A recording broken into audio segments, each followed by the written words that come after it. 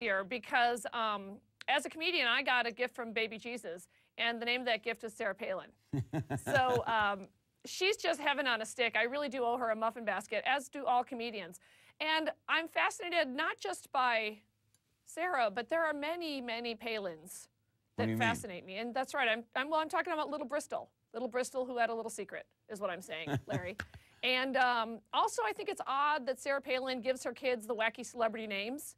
You know, like when Gwyneth Paltrow and Julia Roberts give their kids those weird names. And Sarah Palin's kids are Track, Trig, Willow, Piper, Bristol. Who's next, Surrey? I'm suspicious. I'm nervous. I'm nervous. Yeah. Okay, in terms of media coverage, Sarah Palin's been on an obvious roller coaster. And The Daily Show took on the latest twist in her campaign saga this way. Watch. Sarah Palin increasingly is going to go rogue. Going rogue on John McCain. Rogue. Rogue. Rogue. She's going rogue. Ready to go to Alpha Dog. Ready to go to Alpha Dog. The salmon is swimming upstream. Repeat. The salmon is... Wait, no, I guess rogue would be downstream. Whatever. Codename Salmon doing the opposite. Roll the clip. They found her in the wild. The young governor of Alaska is a virtual unknown. They taught her everything. They are reportedly bringing in the heavy hitters to give her that few last-minute coaching tips. We decided to make it female so that it would be more docile and controllable. They set her loose. To pal around with terrorists who targeted their own country. Perfect. But they forgot one thing. She couldn't be contained. This November, Sarah Palin is going rogue. You betcha! What do you make of that concept, Kathy? Is she going rogue? It's great. Rogue is now an adjective and a verb and a noun all in one. I think it's funny when she goes rogue because when she goes rogue, it's oh so wrong. So I like the malapropisms and all the missteps, all the gaffes are great.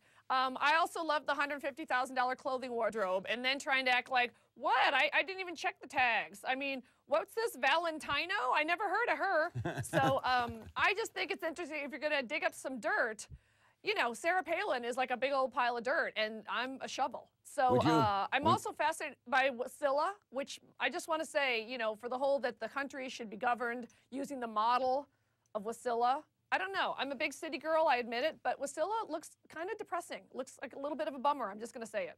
Ever been there? I've been to Alaska. I've not been to Wasilla, but I would say that there are other cities that maybe would be a better model for our country than Wasilla. And I don't mean to go rogue on Wasilla, but Wasilla seems like the type of place you'd work really hard to get out of. You know, I don't have a lot of friends that are like, oh, someday I'm going to live in that gated compound in Wasilla. Someday. All right. Do you think women get dogged more about what they wear when they run for office than men do? Do women get treated differently when they run for office than men do?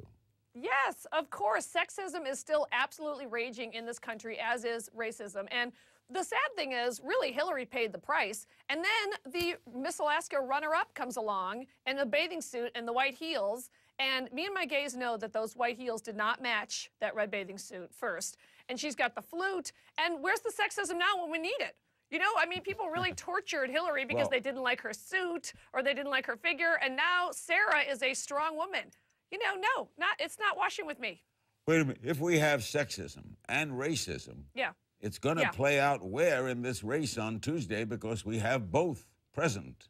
Well, luckily we have this really bad economy, and luckily people luckily people will, I think it will usurp their smaller things that they know they shouldn't be voting about, and luckily they will just be thinking, oh, I'm gonna be repoed on any minute now. So I guess really I should just vote for the smarter person. Who's with me? Say aye. Do you think Hillary would have been a better vice presidential choice for Obama?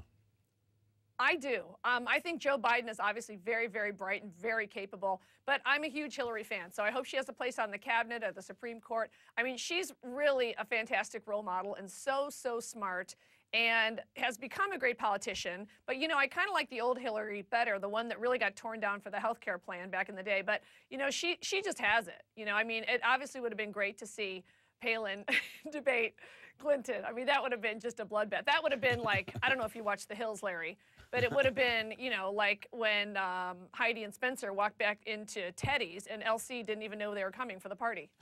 Like that. We'll be right back with Kathy Griffin. By the way, go to our blog.